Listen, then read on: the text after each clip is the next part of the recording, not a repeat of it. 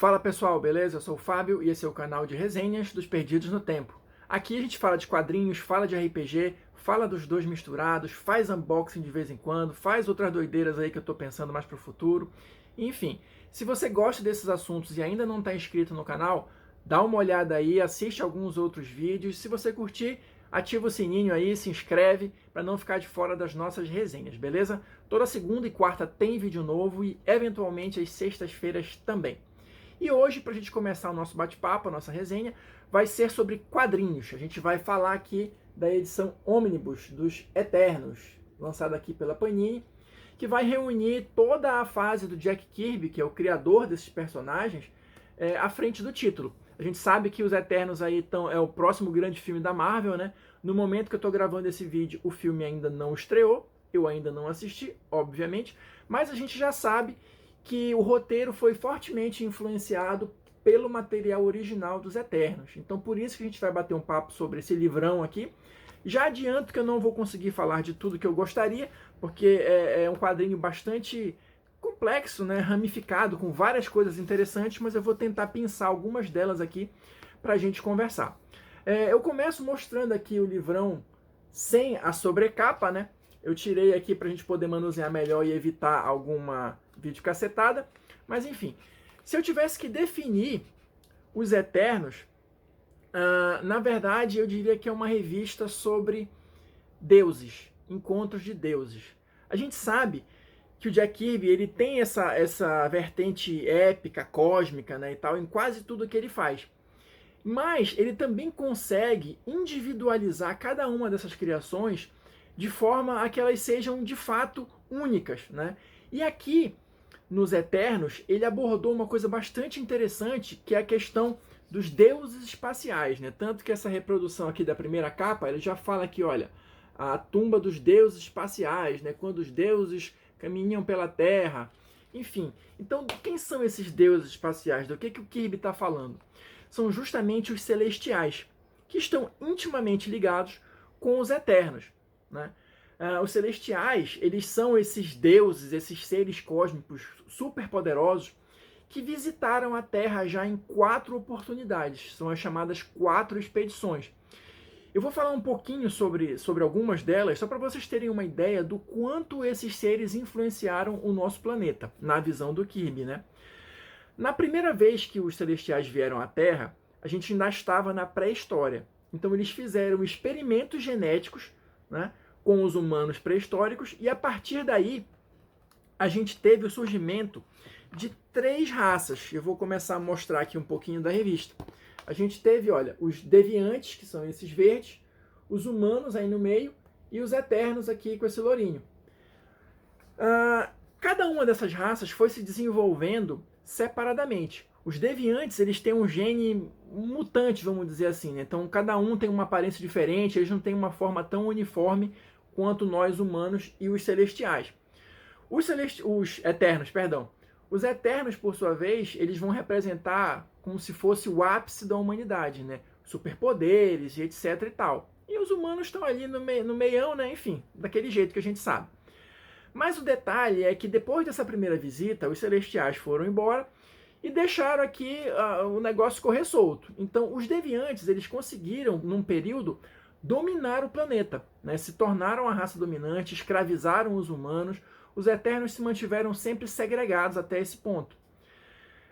Na segunda expedição dos Celestiais, quando eles voltaram para ver o que estava rolando por aqui, eles viram essa graça aí dos Deviantes, né? Que para manter o poder entraram em confronto direto com os Celestiais, obviamente perderam.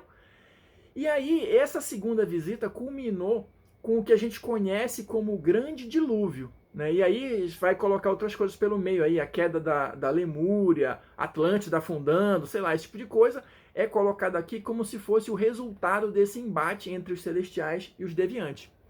A partir daí, os Eternos começaram a interagir um pouco mais com a humanidade, né? Mas ainda assim, nós, humanos, começamos a percebê-los como figuras mitológicas, né? Como Circe, por exemplo, que é a Circe, e vários outros, né? A gente os via como deuses e como seres mitológicos. E assim foi durante um bom tempo. O lance é que os deviantes, depois dessa grande derrota, se recolheram, os humanos se tornaram a raça mais populosa e dominante do planeta, e os Eternos continuaram segregados lá. No momento em que a história aqui do Kirby começa, os Celestiais retornam para o que seria a quarta expedição. Eu sei que eu pulei a terceira, mas eu vou tentar falar dela um pouquinho mais para frente, porque vocês vão entender por quê. Quando os Eternos retornam para essa quarta expedição, Eternos não, perdão, Celestiais, eles vêm com a missão de julgar a Terra, ou seja, de determinar se o nosso planeta é digno ou não de sobreviver. E eles chegando assim, né? Olha só para vocês terem uma ideia, esse aqui é o Arishem, que provavelmente estará no filme, tá? É o Celestial incumbido justamente de dar o veredito sobre o planeta. E eles são descritos aqui no livro como figuras de 600 metros de altura, né, e tal, e ficam sempre cercados por essa armadura, eles não se comunicam, não falam diretamente com ninguém. E a partir daí, o mundo começa a mudar. E aqui tem um detalhe interessante. Quando o Kirby idealizou os Eternos e toda essa confusão que eu estou falando para vocês, ele não fixou isso dentro do universo Marvel. A ideia dele é que isso se desenrolaria num universo à parte, sem a presença de super-heróis. Até porque, quando esses grandes deuses espaciais começam a aparecer na Terra em diferentes locais, é uma grande comoção, e exércitos tentam atacar, e a população entra em pânico, e aquele escambau todo e tal. Isso não se encaixa muito bem num planeta cheio de super-heróis, né? Baixa um alienígena gigante desse lá, cadê os Vingadores? Cadê o Quarteto Fantástico? A ideia do Kirby não era essa. Mas, por pressão da Marvel, né, ele foi meio que sendo forçado a colocar referências, pelo menos, do universo Marvel dentro do título dele. Então a gente tem aqui a presença de alguns agentes genéricos da SHIELD, né, em alguns títulos. A gente tem aqui, deixa eu mostrar aqui para vocês, acho que eu até separei aqui, tem uma, mais pra frente a gente vai ter essa capa aqui, que engana muita gente. Poxa, os Eternos, né? O Icarus enfrentando o Hulk. Beleza, mas esse aqui não é o Hulk. Ele é um robô animado por poder cósmico, então aquelas loucuras de quadrinhos, né? Então foi a forma que o Kirby encontrou de tentar ficar ali no meio termo, né? Não fincar isso dentro do universo Marvel, mas ceder à pressão, né, dos chefões lá que queriam porque queriam que as coisas fossem interligadas. Mas o lance aqui é que com esse retorno dos Celestiais na quarta expedição, aí os Eternos se viram obrigados a se revelar de fato, né, em todo o seu esplendor, vamos colocar assim, para a humanidade. Porque era a missão final dos Celestiais. É o tudo ou nada agora. Assim como os Deviantes, que saíram lá das catacumbas, né, das cidades secretas deles lá, para tentar sobreviver de alguma forma, né? Então, assim, o título dos Eternos, nessa primeira fase, ele vai lidar um pouco com isso, com a chegada dos Celestiais, os impactos que isso causa no mundo e essas relações entre Eternos, humanos e deviantes, né? Só que o Kirby, ele tem um jeito bastante interessante, bastante peculiar de contar essas histórias, né? Ele vai misturar aqui uma série de conceitos, é uma explosão criativa, literalmente, né? Porque ele vai jogar aqui um monte de conceitos, um monte de coisa interessante e vai tentando explorar isso ao longo dos títulos. Uma coisa que eu acho legal de comentar também, que salvo engano, quando começaram a sair os primeiros anúncios dos Eternos, algumas pessoas torceram o nariz, assim, que foi a diversidade, cultural e de gênero presente no elenco do filme, né? Mas isso tá aqui no material original. Claro, talvez não de uma forma tão explícita ou tão direta quanto tá no filme. Mas assim, os Eternos, eles são mostrados como provenientes de diversas culturas, porque eles se espalharam pelo planeta, ainda que vivendo secretamente, eles se vincularam a diversas culturas. Então a gente tem caucasianos, a gente tem negros, a gente tem asiáticos aqui, né? Então isso tudo já estava presente no material original e as pessoas ficam fazendo tempestade em copo d'água. Mas enfim, seguindo adiante, O que mais que vai ter de interessante aqui? Uma coisa que é legal, que eu acho da gente comentar, é que os Eternos, o Kirby não conseguiu concluir a história. Justamente por isso que eu estava falando. São vários conceitos, são muitas coisas diferentes, e talvez ele tenha vacilado um pouco na hora de abordar isso. Como? Explico melhor. Alguns dos críticos indicam que um dos motivos da revista não ter dado tão certo é a ausência de um personagem central que vá guiando aí o leitor no meio dessa saga toda. Porque como é que acontece? Os Celestiais voltam, né? Deixa eu até mostrar mais um pouquinho da revista. Eles estão numa tumba, né? Estão numa tumba não, mas a história começa aqui numa tumba nos Andes, né? Vinculada ali aos Incas, né? Então, olha aí de novo a questão da diversidade cultural, né? E a partir daí, os Celestiais retornam, né? Alguma coisa é ativada lá e os Celestiais começam a retornar. Só que, nesse iniciozinho, você vai ter ali a figura do Ícaris, né? Que é o primeiro dos Eternos que se revela e tal, e aí você vai ter outros aqui que também vão aparecer no filme, né? O Deviante, o Crow, né? E depois vão aparecendo os outros, Athena, Circe e diversos, Macari, né? E vários outros. Só que qual é o problema?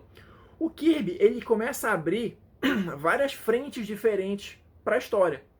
Então, se nas primeiras edições a gente tinha o Ícaris, depois ele começa a pular de um núcleo para o outro, né? E às vezes é como se a história ficasse aqui de stand-by, aí ele passa uma edição aqui falando, por exemplo, da Circe, aí depois ele vai aqui e fala da Athena e do Crow, aí ele volta para cá pro Ícaris. Então, assim, esse vai e vem e essa falta, entre aspas, de linearidade é indicada como um dos motivos pelos quais a revista não decolou e teve essa duração razoavelmente curta, né? 19 edições e mais uma edição anual.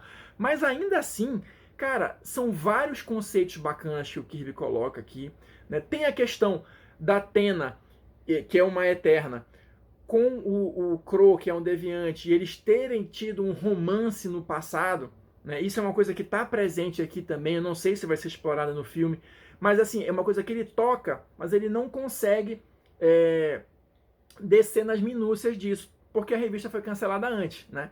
E assim, vários outros pequenos conceitos. O Gilgamesh, que é conhecido aqui como o Esquecido, que vai estar no filme também, ele aparece, salvo engano, em uma revista só.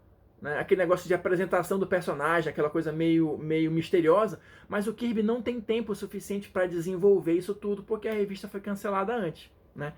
Mas ainda assim, ainda que ele não tenha conseguido completar a grande história que ele estava pensando, é uma leitura que é altamente recomendada, vale muito a pena, tá? E aqui eu vou fazer só alguns comentários finais para a gente já ir encaminhando e vou retomar o assunto ali da terceira expedição. Não pensem que eu esqueci, porque está relacionado justamente com essa questão do cancelamento do título, né, e da pressão da Marvel para que os Eternos fossem fixados dentro do universo, né, do universo regular da editora. Depois que o Kirby saiu, depois que a revista foi cancelada, algum tempo depois, salvo engano, até alguns anos depois, esse grande arco, vamos colocar assim, ele foi concluído na revista do Thor. Salvo engano aqui, nas edições 280 até a 300, né, outros autores pegaram aqui o material incompleto do Kirby e deram um fecho para a história. E aí a gente vai entender um pouquinho melhor sobre a terceira expedição dos Celestiais, porque na terceira expedição ficou estabelecido que ela ocorreu aproximadamente aí 1000 anos, né, antes da Era Comum, e nessa terceira expedição os Celestiais confrontaram-se com os deuses dos nossos panteões aqui que a gente conhece. Então, Odin, Zeus, essa galera toda entrou em confronto com os Celestiais. Ao contrário do que aconteceu com os Deviantes, os nossos deuses eles não foram completamente obliterados, mas eles chegaram ali num ponto de empate, né? E aí foi feito um pacto que os Celestiais disseram, olha, beleza, vocês vão ter aí 1000 anos para resolver essa bagunça, para se organizar aqui, porque a gente vai voltar e vai julgar a Terra, que é justamente o que acontece na quarta expedição, entendeu? Então eles foram, aos poucos, outros autores foram fincando os Eternos dentro do universo Marvel. E a gente vai ter ligações, que eu acredito que é mais provável que apareça no filme, né? A gente vai ter ligações dos Eternos e dos Celestiais com os Skrulls.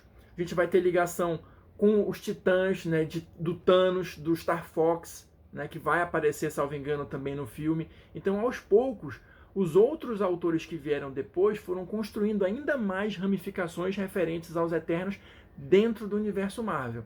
Mas assim, apesar de terem tido histórias bacanas também com os Eternos depois, a gente teve uma minissérie fantástica com o Neil Gaiman e tudo mais, nada vai superar o material original. Então, de novo, eu vou ficando por aqui, mas se vocês tiverem oportunidade de ler o material dos Eternos, não deixem passar, é muito bacana, beleza? A nossa dica de hoje foi essa, espero que vocês tenham curtido. Deixe seu like aí se você curtiu, se você não curtiu, deixe seu dislike aí, se quiser comentar alguma coisa do porquê, a gente agradece e a gente se encontra numa próxima resenha. Falou, pessoal!